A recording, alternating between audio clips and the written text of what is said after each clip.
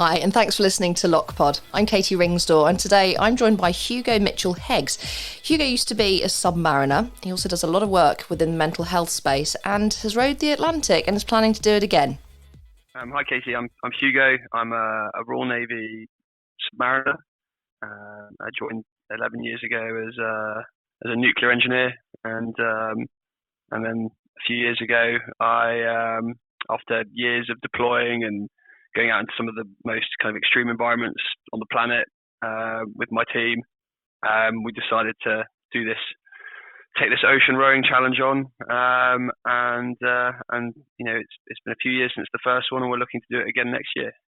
I love how cool you are about that. Just cool.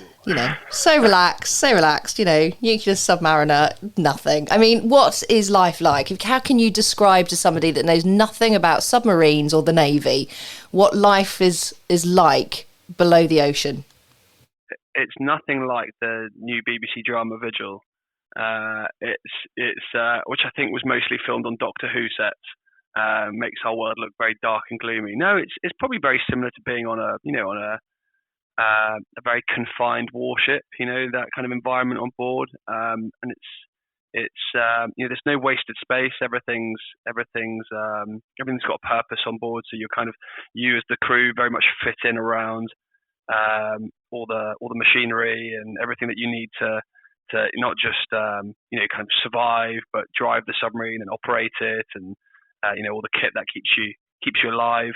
I think kind of breaking it down, it's obviously a lot of training goes into to living in that environment. So it's not like, oh, you're on a submarine now and you've got to deal with it. I think a lot of it is you're trained to exist in an environment where it's about having a very settled routine, kind of like it almost feels mundane at times because you know it so well.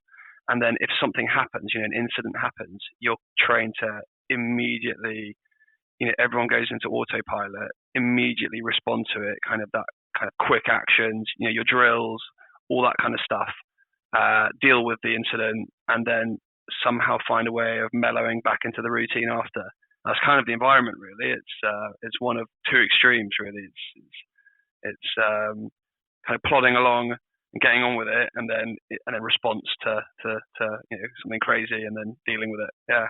And we don't really hear much about it, obviously, because the whole purpose is to defend, and you don't want to be spilling your guts on everything that's happening below the water. But obviously, did you experience many incidents? Is there anything you can kind of talk about that could help kind of describe what you do or what you did under there?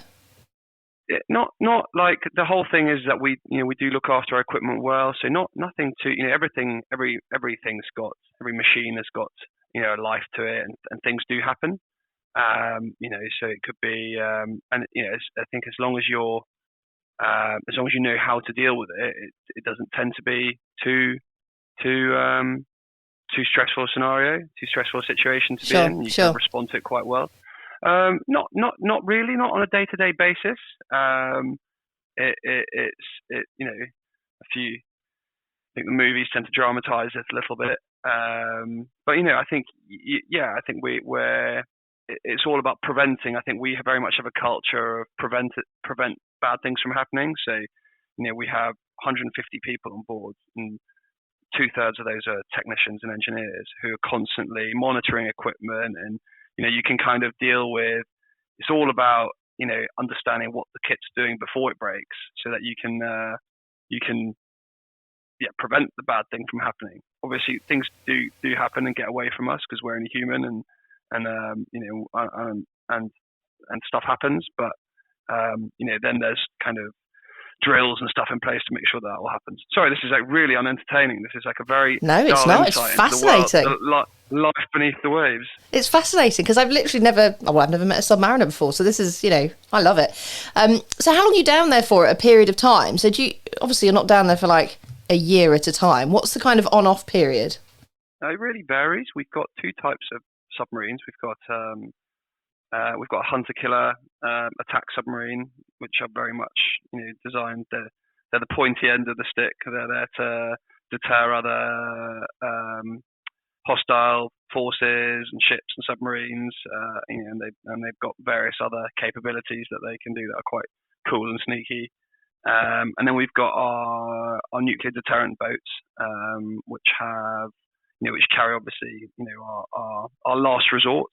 And those will just go out for a period of time, and we're talking, months here.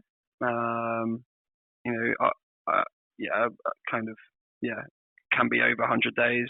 So you kind of that's kind of a feel for the time away. And you just go up for that time. Wouldn't surface at all. So no fresh air. Does that even cross your mind when you're down there? Like, I just want to go outside and get some fresh air. No, I think you very much accept the environment you're in, and I think that you've had by the time you're actually deploying on one of these things, you've had time. You've gone through your military training. You appreciate the environment of just being in the military generally. You've gone through all your technical training, so you understand the environment you're in, and then it's about you develop your own coping strategies to exist there. You accept that your personal space is a premium, that actually the only place you're really, in your own, you've really got to yourself is your bunk. That little coffin sort of shaped bunk, not much bigger than a coffin. It sounds so morbid calling it a coffin, but that is sort of the dimensions what you're looking at. Very little headspace, but that is your space. That is where you've got to kind of detach yourself and be on your own and just kind of But then obviously we've got you try and exist in an environment where you're you've got your crewmates. There is downtime. There is social time. You've got a mess. Where you've got TV and games and where you can kind of switch off from your watch keeping from the working day. But you're never really fully switched off. You're always poised to deal with whatever happens. Yeah, it's 24/7 really when you're down there, isn't it?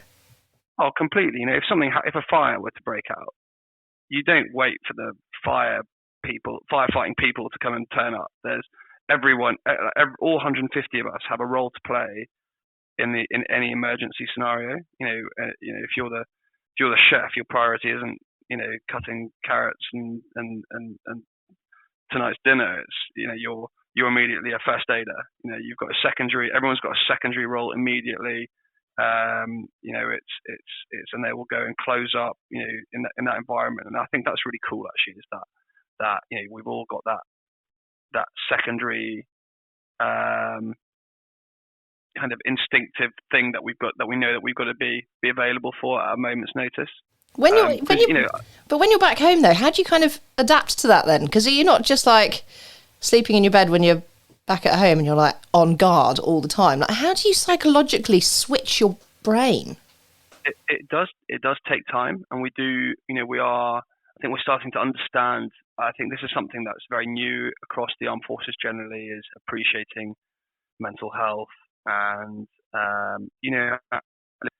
we've done it for some years now, understanding that people need to decompress. But you're absolutely right. It is weird. You'll be on a multiple month deployment where you're looking after, I'd be looking after, or one of my teammates, colleagues, crewmates would be looking after a nuclear reactor, or, looking after weapon systems, or driving a submarine, or whatever, and then suddenly within 2 days of being back, you come back. My world, we have a 2-crew system. So we've got, you'd hand the submarine back over to another crew. And then after that, a few days later, you're at home, and you might be like going and doing the food shop and changing nappies and things like that. And it's suddenly we don't really think about it. We do try and slot back into that life, but it does take a while for some people. It does take, it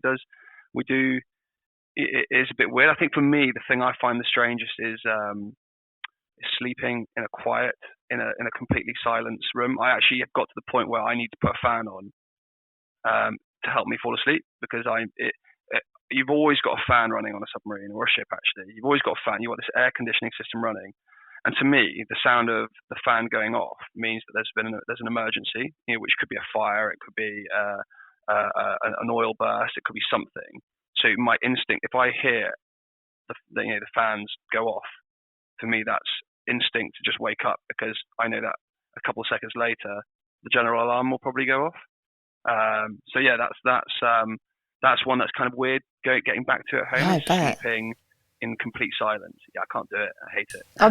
I bet. And you do a lot around mental health. You were a champion, I think, I read, with the Navy to kind of help other submariners that are, I suppose, going through difficult times or just trying to adapt. What kind of support do you guys provide? What kind of help and support do you guys get generally? What's it like? We're evolving really quickly in this space. This has actually been a real pleasure to have been a part of.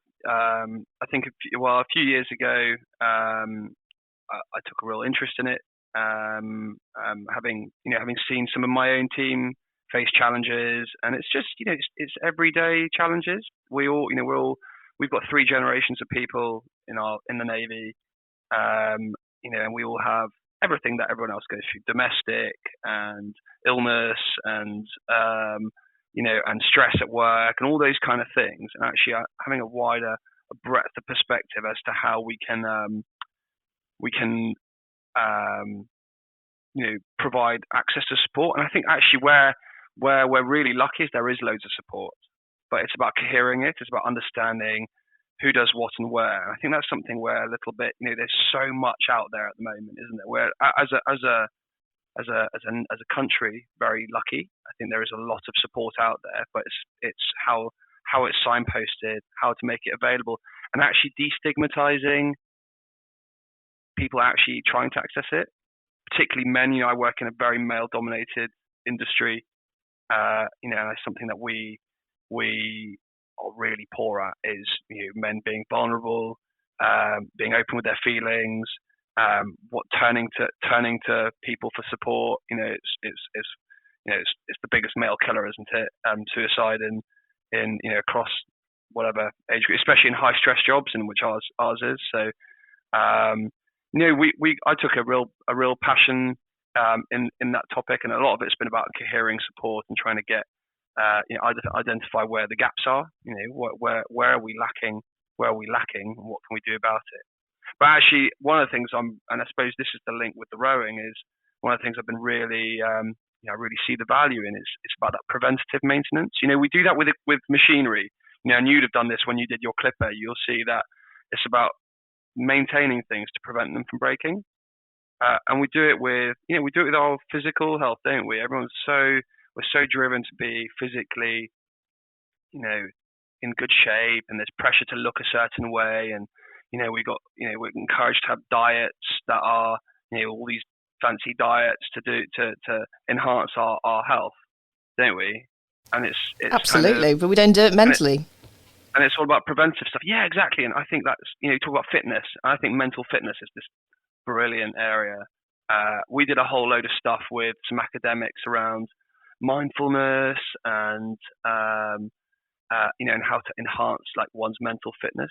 To be, because you can develop a fitter mind. You can stretch. You can expand your comfort zone. You can expand your stretch zone. If you ask me, a lot of it is stuff that we do in everyday life, isn't it? If you ask me 15 years ago, before was in the Navy, I want you to go into a room that's on fire. Everything's on fire from floor to ceiling. It's just fire in there. Mm-hmm. I would laugh in your face and be like, Roger, not a chance. Yeah, that's not my comfort zone. That's my panic zone. But I've been through. I went through training. I went through firefighting, firefighter awareness, firefighter training. I did an advanced firefight. All these kind of courses. Yeah. I went into simulators where it's all training. Training. They've got these these fires that they can turn on and off that are floor to ceiling. And I developed trust in the equipment. I developed trust in myself and the process. And suddenly it's autopilot. Less scary. That's not comfort zone. That's my stretch zone. I can operate in that and not be overwhelmed. And I think you can do that with everything, really. I love this topic of mental fitness, that you can develop a more resilient mind by being proactive rather than waiting. It's a little bit about that physical thing. You don't wait until you're 50 stone and you can't walk anymore and your knees are broken to go, I should probably do something about this. No, you're right. Yeah. So yeah, I love that theme. Yeah, and you were talking about the rowing there as well, and it's a perfect kind of segue into the amazing thing that you guys have done, but also doing again. I mean, I'm not going to spoil your story. Tell me about what you did and what you're doing. So for me, actually, it came about a few years ago. Actually, there was a mental health link to it. I had a neck injury. I used to be a rugby player for a long time. I think I've been playing since I was a teenager. I was in my early 30s, and I had a neck injury that forced me to retire from rugby, and there was that kind of loss of identity and didn't know, and what do I do now? And tried. Obviously, there's a lot around recovery, but when I'd recovered, or during my recovery phase, I found out through a friend who'd actually signed up to do the Atlantic Row that people rowed oceans. But this was a thing. I had no idea that it just seems, like most people's reaction to me when I talk about it, I just like, I didn't know that you could do that. No. That's a thing. Yeah. So it caught my eye, it caught my interest. We wanted to develop. We thought, let's get a Navy submariners team out into this Atlantic race, and I found three other cool submariners at the time.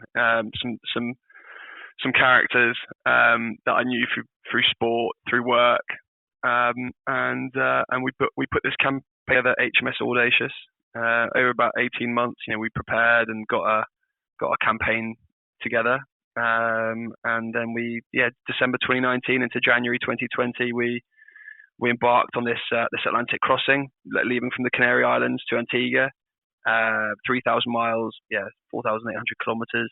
Sounds more when you do it in kilometers. It's impressive, full stop. So don't worry. No, exactly. Yeah, and we spent some days out on the water, and got into Antigua. Really cool place to finish as well.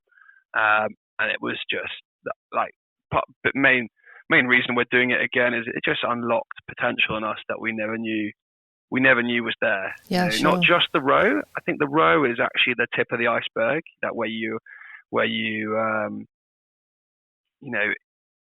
obviously taken way out of your comfort zone. Totally. And you are suddenly in a sleep pattern that is completely alien to most people. That 2 hours on, 2 hours off. Probably like young parents, I can imagine, get probably are the most relatable. Where it's, you live for naps, but it's you're teaching your body how to go through a calorie deficit that's 4 times what it's used to, and having to kind of force feed yourself, and we had waves over 40 foot high on our first day. Wow. For first day, they tell you on the race joining pack, they're like, expect salt sores, seasickness, and waves up to 20 feet high. And we were like, oh cool, 20 feet high, never seen that. And then first night was like, oh, these are 40 feet high, this is horrendous. Wow. It was like living, I think I love that expression. It was like being on a log flume, but for like a week, Wow. So you literally, you've lived under the water and above the water. You're a bit obsessed with water. But didn't you capsize at one point, did I read somewhere? What was that like? Yeah, we had a capsize. Actually, this is actually very Submariner. It was, I really compare it to an incident on a submarine where you're kind of plodding along on your, you've been doing this kind of quite repetitive shift pattern, and it's very kind of, there's a kind of monotony to it of, 2 hours on, 2 hours off.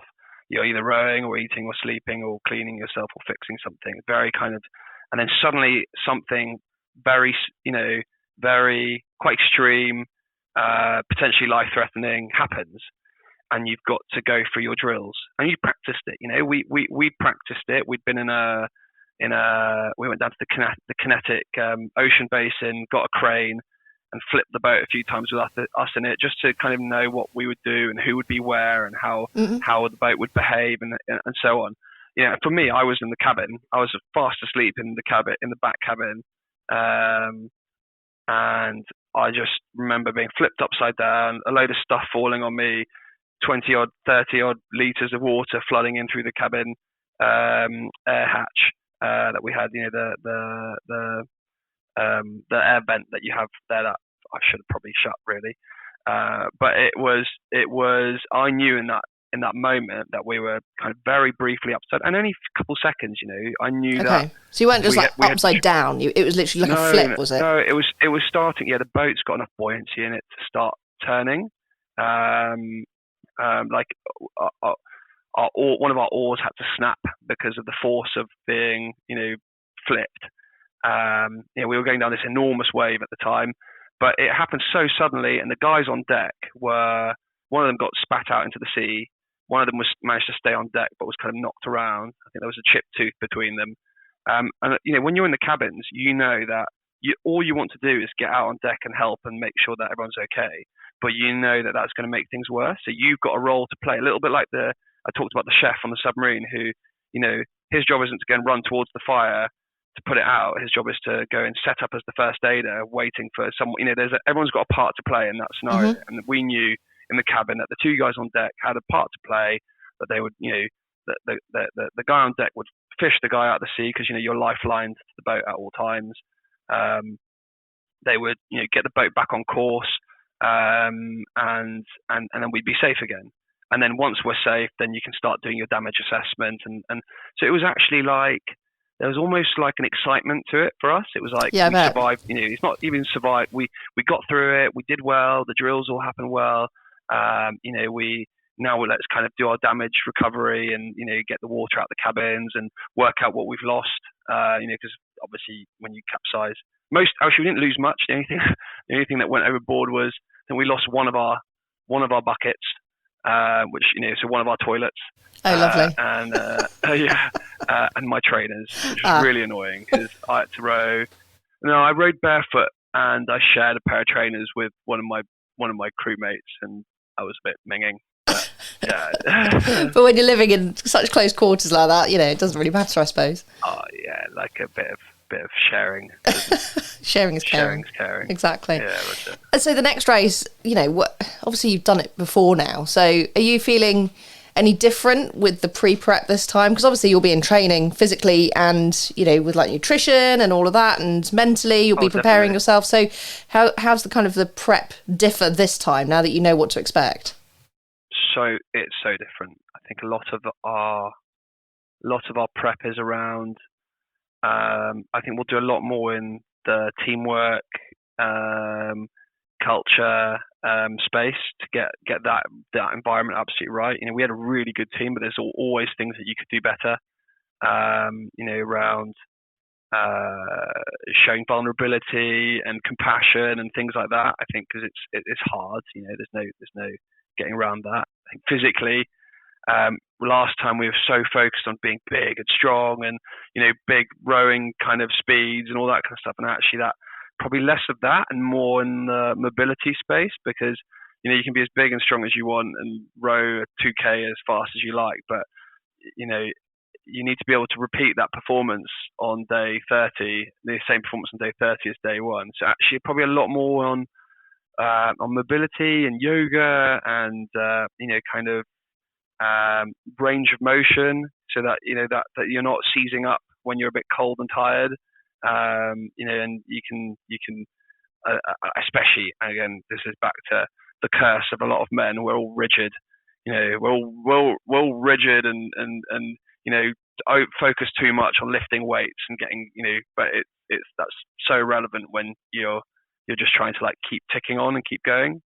So yeah, very, very different approach this time. Obviously, we know about, what to expect with the highs and lows and the preparation, and so we'll take that mindset into the next one. And I talked about the row is just is tip of the iceberg. The row is incredible, and it's every bit of it's got a special moment, and there's the hard bits that you feel so rewarded overcoming, and and obviously finishing in a wonderful place where your family are waiting is quite magical as well.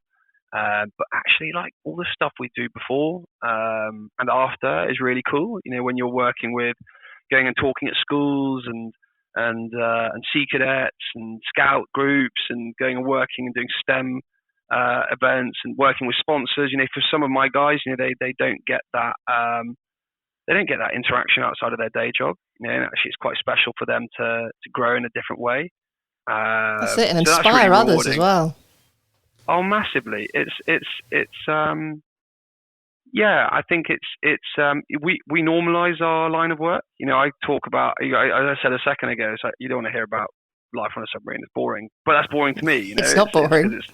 It's exactly, and I think some of our guys, it's really special for them to share their world and for especially when they're talking to schools and kids and stuff where they are just in awe of what they do, and to feel that I think is quite rewarding for my team. Is quite nice for them to feel that kind of love from the public, because again much of what we do is quite secretive, or very secretive. We don't advertise ourselves massively. We don't show our world off, so people don't really appreciate what we go through and what we do. So it's quite nice for us to have showcase ourselves in a different way. No, it's brilliant. Fair play to you, and best of luck. I hope the next row goes really well, and I'd love to catch up with you afterwards to find out how it went. But thanks for today, Hugo. It's been so nice speaking to you and to kind of learn about life under the sea and above the sea and all the great stuff you're doing with mental health as well. So please keep in touch, because I've loved our chat today. But thank you. Thank you, Katie. Thanks for having me.